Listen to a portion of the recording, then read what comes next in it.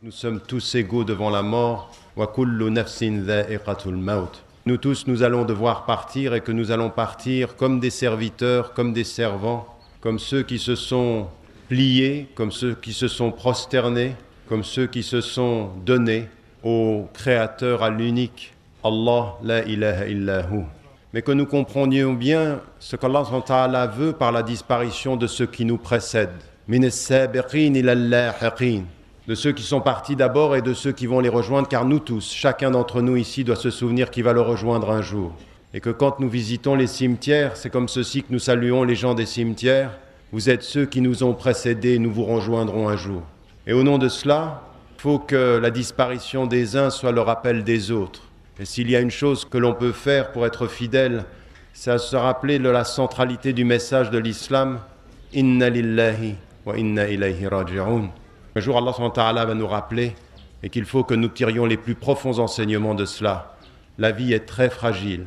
La vie est très fragile. Ne l'oubliez jamais comme l'un des plus grands enseignements que nous envoie la disparition de quelqu'un que nous avons aimé. Et ça, c'est un enseignement le plus important parce que Allah subhanahu wa ta'ala, quand on souffre, ça ne veut pas dire qu'il ne nous aime pas. C'est bien le contraire que dit le hadith du prophète alayhi salatu wassalam. Dieu met à l'épreuve ceux qu'il aime.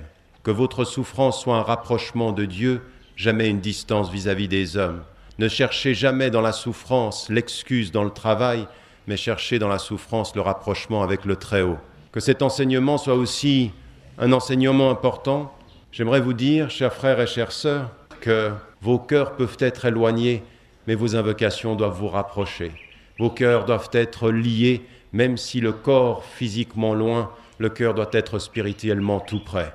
La capacité de dire, la résistance, la capacité de rester debout malgré les problèmes, qu'un musulman doit savoir se prosterner devant Dieu et rester debout devant les hommes.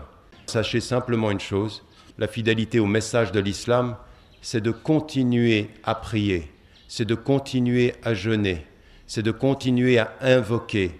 Mais surtout, chers frères et chères sœurs, s'il y a un message qu'il faut que nous retenions, c'est qu'une musulmane et un musulman sur la terre, au nom de ce que l'islam doit faire de lui, doit changer cette terre pour qu'elle soit meilleure. Vous n'avez pas le droit d'être des musulmanes et des musulmans spectateurs du monde, passifs.